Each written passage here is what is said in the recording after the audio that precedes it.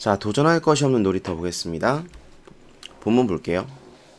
놀이터에서 생기는 아이들의 부상은 크게 두 가지 유형으로 나눌 수 있다. 부상의 유형을 이야기하네요. 올라가고 회복이 가능한 수준의 부상, 그리고 회복이 어려운 수준의 부상. 뭐 이걸 종류라고 나누는 것도 좀 애매하긴 합니다만 어쨌든 두 가지가 있어요. 회복이 가능한 수준의 부상은 뭐 괜찮다는 얘기일 거고, 회복이 어려운 수준의 부상은 조심해야 된다, 뭐 이런 얘기겠죠. 여기서 말하는 회복이 가능한 수준의 부상은 아이들이 놀다가 피부에 작은 상처가 나거나 뛰어다니다가 넘어져 무릎이 까지는 정도의 경미한 부상을 의미한다. 이제 뭐 마데카솔 발음은 되죠, 그렇죠?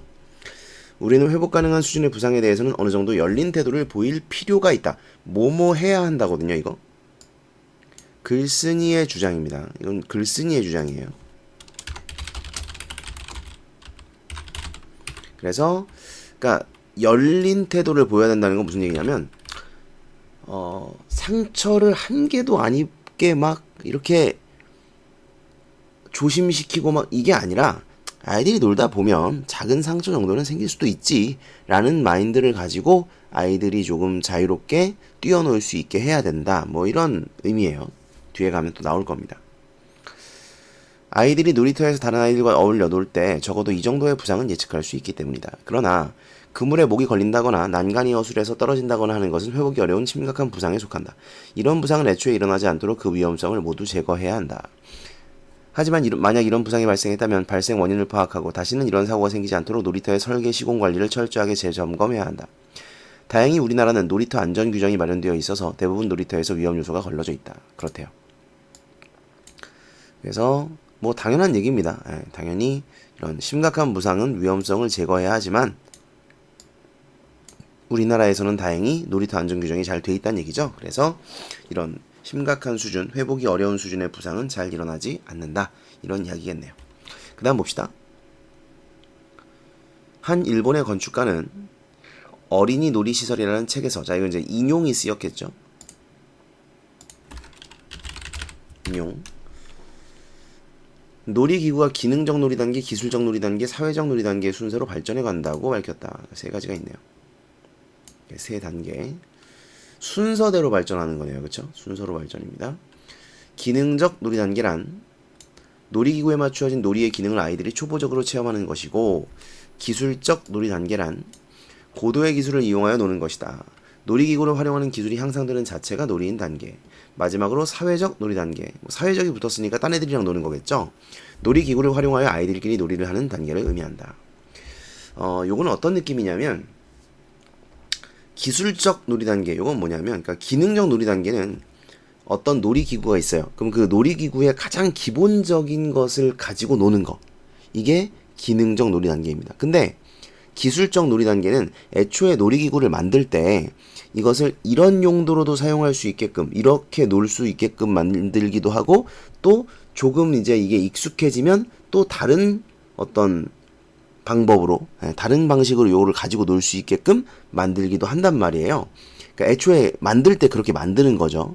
설계가 그렇게 돼 있으면 그것을 조금 더 이제 어려운 단계, 조금 더 복잡한 단계로 가지고 노는 거, 이게 이제 기술적 놀이 단계인 거고, 그걸 가지고 이제 다른 친구들과 함께 노는 거, 이걸 사회적 놀이 단계라고 보시면 되겠습니다. 이해를 좀 하셔야 되고요. 그 다음 문단. 그렇다면 우리 주변의 놀이터를 떠올려보자. 현재 우리나라의 놀이터와 놀이기구는 아직도 첫 번째 기능적 놀이 단계에 머물러 있는 경우가 많다. 자, 이게 이제 문제점이에요. 이 사람이 생각하는 문제 상황. 우리나라의 놀이터는 기능적 놀이 단계에 머물러 있다. 그러니까 뭔가 좀 초보적인 재미, 1차적인 재미만 이렇게 느낄 수 있지, 기술적 놀이 단계나 사회적 놀이 단계 이런 것들을 느끼기가 어렵다, 뭐 이런 얘기입니다. 그런가? 애들이 같이 뛰어놀면 사회적 놀이 단계 아닌가? 근데 이제 예를 들면 뭐 그런 거겠죠. 이제 미끄럼을 탄다. 근데 미끄럼을 같이 타는 게 무슨 재미가 있어요? 혼자 타는 거나 같이 타는 거나 뭐 그 자체의 재미는 그렇게 크게 없거든요. 그래서 뭔가 놀이기구를 같이 가지고 놀 수 있는 뭐 이런 걸 아마 이야기하는 것 같아요. 그게 사회적 놀이 단계라고 생각을 하시면 될 것 같습니다. 어쨌든 우리나라의 놀이터의 놀이기구는 기능적 놀이 단계에 머물러 있다. 그러니까 놀이기구를 만들 때 애초에 이런 기능적, 기술적, 사회적 이런 것들을 고려해서 만들어야 되는데 그게 좀 없다는 거죠. 네, 기능적 놀이 단계에 그런 놀이기구밖에 없다 이런 얘기예요. 적지 않은 놀이터가 규정만을 충족하는 수준에서 만들어지고 관리되다 보니 사실 이것도 이게 사실 뭐 시험에 나올 만한 내용은 아닙니다만 좀 중요한 부분이죠. 그러니까 놀이터를 만드는데 여러분 좀 오래된 아파트에 있는 놀이터 같은 데 가보셨나요? 그러니까 이건 놀이터를 그냥 명목상 만들어 놓은 거야. 아이들아 여기서 재밌게 뛰어놀아. 아, 너희가 뛰어노는 모습을 보면 너무 기분이 좋을 것 같아. 이런 놀이터가 아니라 그냥 아씨 아파트를 짓는데 꼭 놀이터를 만들라네. 에휴 만들어 대충 만들어놔. 요런 느낌으로 만들어 놓은 놀이터라는 거죠. 예. 그러니까 거의 그냥 보기에는 놀이터인데 그냥 뭐 없어요. 그네 하나 있고 그네도 없는 데도 있고 심지어 뭐 그리고 이제 가운데 그 뭐라 그러죠? 미끄럼틀 예, 그런 거 하나 있고 끝이야. 예. 뭐 시소 있는 데도 있고. 그래서 이 놀이터가 참 대충 만들어진다. 어떤 규정을 충족하는 수준에서 만들어진다 이거죠. 대부분의 아이에게 재미없고 지루한 놀이터가 되고 만 것이다. 그렇다면 다수의 우리나라 아이들이 지금 재미없고 도전하지도 못하는 놀이터에서 놀고 있는 것은 아닐까? 자, 이게 이제 문제점을 제시했어요. 네. 기능적 놀이 단계에 머물러 있기 때문에 재미없고 도전하지도 못하는 놀이터에서 놀고 있다라는 것이 문제점입니다. 그 다음 볼게요. 문제는 여기서부터 시작이 된다. 아이들의 흥미를 반영하지 못하고 놀이터를 지루하게 만들면 사고가 일어날 위험이 상대적으로 높아진대요. 자, 여기서부터 이제 오는 문제점이에요. 재미없고 도전하지도 못하는 놀이터가 사고 위험을 높인다는 겁니다. 왜 그러냐? 여기 있죠. 왜냐? 놀이터나 놀이기구가 단순하고 수준이 낮다고 느끼면 아이들은 본래 용도와 기능에 맞지 않는 방법으로 놀고 싶은 유혹에 빠지기 때문이다. 자, 이게 이제 이유가 되겠죠. 한 번쯤 그 미끄럼틀 거꾸로 올라가 보신 적 있죠? 네? 미끄럼틀 원래 미끄럼틀은 위에서 밑으로 내려오는 건데 그거를 아이들은 꼭 위에 아래에서 위로 올라갑니다. 다다다다 이러면서 아니면 거기서 뛰어내려요. 타다가 옆으로 뛰어내려. 아니면 그 미끄럼 그 틀 바닥으로 미끄럼을 타는 게 아니라 그 옆에 그 손잡이 있죠. 모서리 거기를 타. 왜 그래요? 이 미끄럼틀 그냥 타는 게 도대체 무슨 재미가 있냐고. 그러니까 아주 어릴 때는 높이서 이렇게 쭉 미끄러지는 거 자체가 재밌었겠죠. 근데 나이 좀 들고 초딩 정도 되면 그거 재미없거든요. 그게 뭔 재미야. 그러니까 이제 그 용도와는 다른 방법으로 이 기구를 사용해서 놀기 시작하고 그럼 그거는 안전성이 보장되지 않는 방법이잖아요. 그러다 보니까 사고가 일어날 위험이 크다는 얘기죠. 아이들이 길을 걷는 방식과 어른들이 길을 걷는 방식은 다르다. 아이들은 막히면 어른처럼 돌아가지 않고 넘어서 가려 한다. 자, 이게 이제 아이들의 특징이라는 거예요. 아이들은 보통 어떠한 것이든 다르게 표현하거나 사용하고 싶어하는 반달리즘 경향을 보이는데 그들에게는 그게 놀이이기 때문이다. 그러니까 재미가 없으면 그걸 다른 용도로 사용해서 놀려고 한다는 거죠. 그게 반달리즘 경향이라는 겁니다. 놀이터에서 발생하는 이러한 반달리즘 경향의 원인은 다양성과 창의성이 부족한 놀이기구에서 찾을 수 있다. 자, 그러니까 사실 앞에서 한 요 얘기랑 같은 얘기예요. 재미없고 도전하지도 못하는 놀이터가 사고 위험을 높인다는 거고 밑에는 그 원인을 설명하는 겁니다. 원인은 이거죠. 반달리즘 경향. 아이들에겐 반달리즘 경향이 있기 때문에 이런 재미없고 도전하지도 못하는 놀이터에서 자기 마음대로 놀려고 한다는 거예요. 안전성이 보장되지 않은 방법으로 놀려고 하고 그렇기 때문에 사고가 일어날 위험이 높아라는 이야기입니다. 앞서 말했듯이 아이들의 이러한 지루함과 실증은 사고로 이어질 수 있다. 예를 들어 예시가 사용됐네요. 이런 건 당연히 아시겠지만 아이들의 부상을 막기 위해 미끄럼틀에 붙여놓은 거꾸로 올라가지 마시오라는 문구는 오히려 놀이터를 지루해하는 아이들에게는 거꾸로 올라가고 싶은 욕구를 불러일으킬 수 있다. 사실 이러한 문구는 미끄럼틀이 아이들에게 올라갔다가 미끄러져 내려오는 것 말고는 다르게 응용할 수 없는 놀이기구임을 드러내는 것이다. 그리고 더 큰 문제는 그럼에도 불구하고 놀이터에 이러한 미끄럼틀밖에 없다는 사실이다.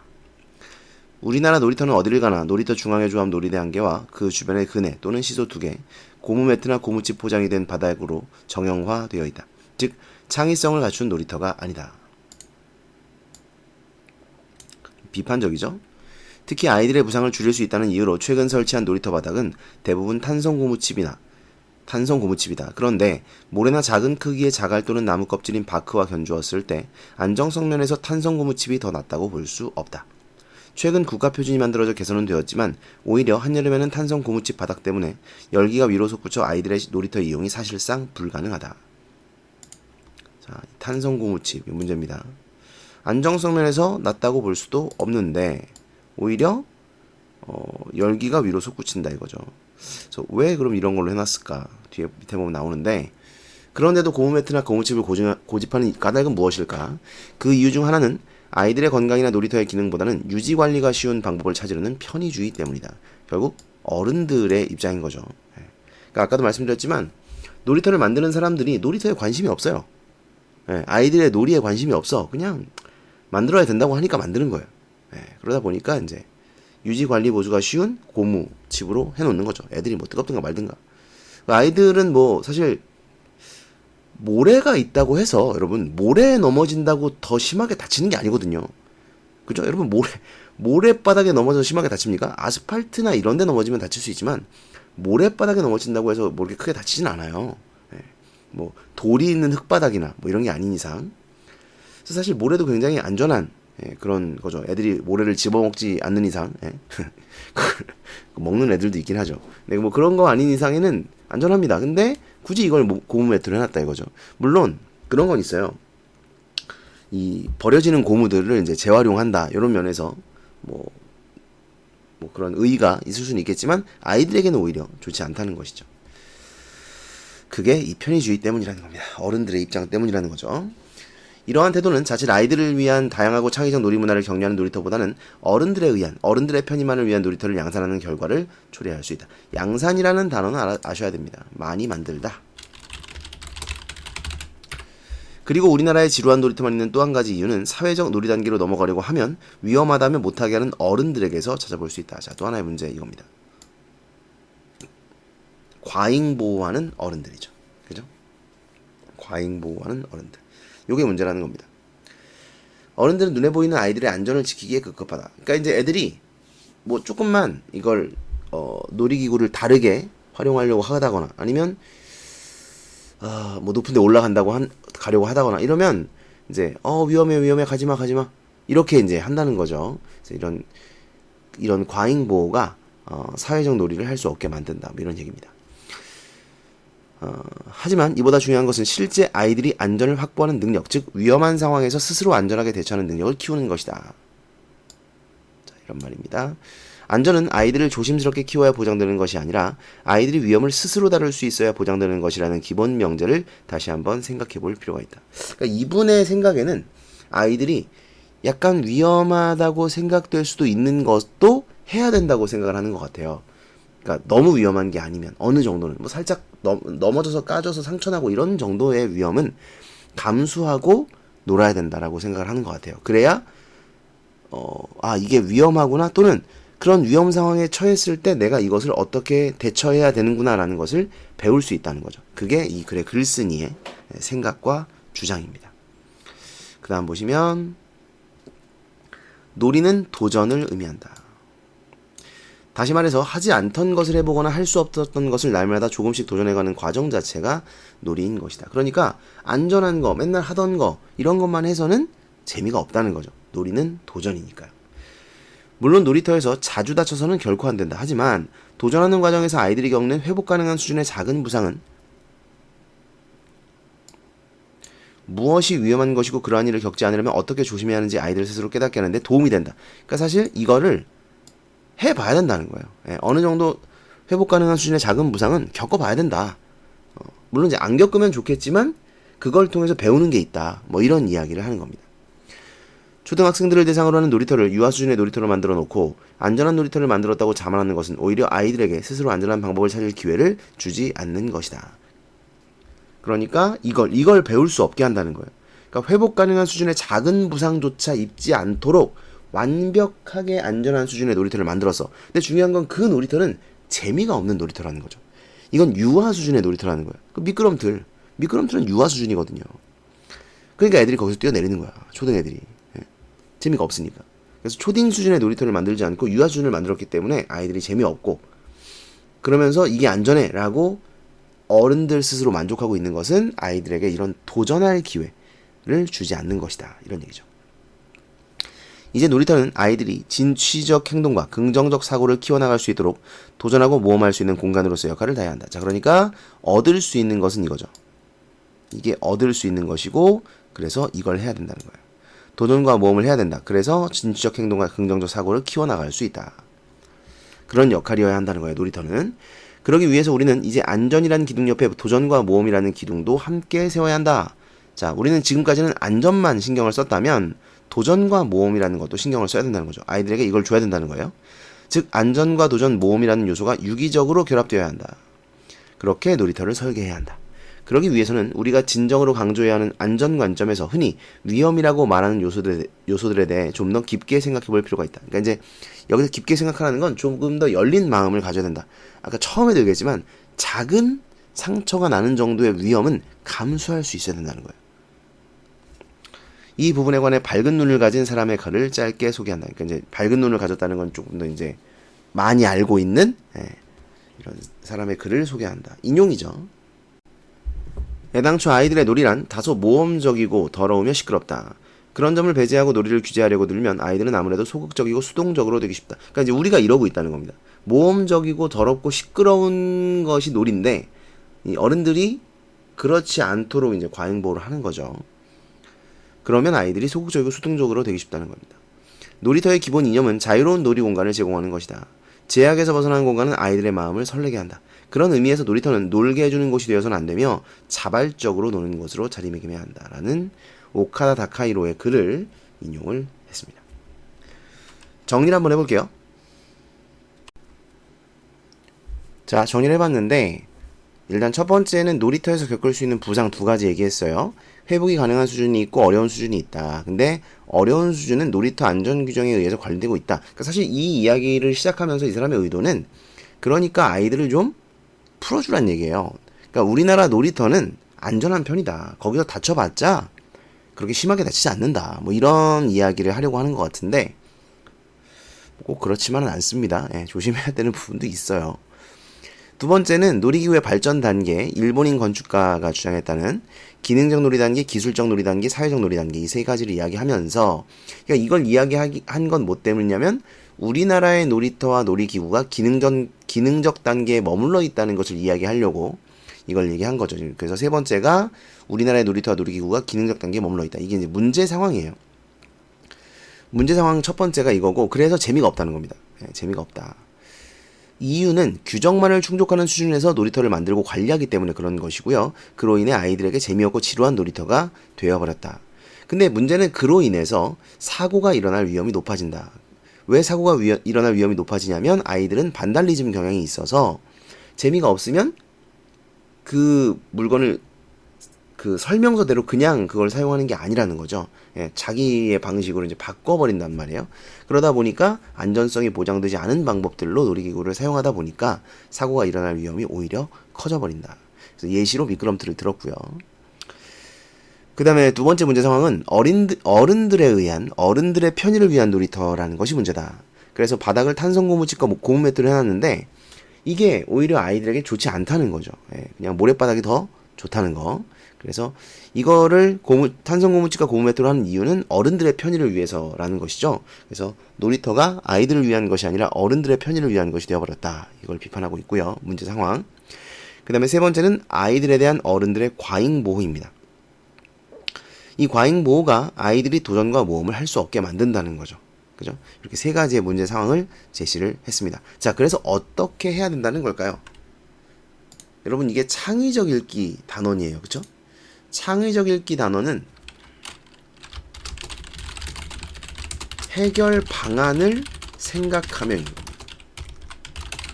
이거거든요. 그러니까 여러분이 여기서 창의적 읽기를 한다면 생각을 해야겠죠. 아, 그래서 놀이터와 놀이기구를 어떻게 해야 되겠어요? 좀 더 기술적 놀이 단계나 사회적 놀이 단계를 아이들이 체험할 수 있도록 만들어야 되겠죠. 그래서 기술적 놀이 단계,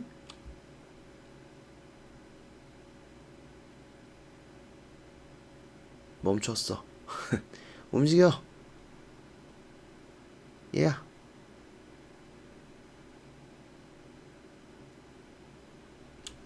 너무 오래 멈춰 있는데. 아이씨.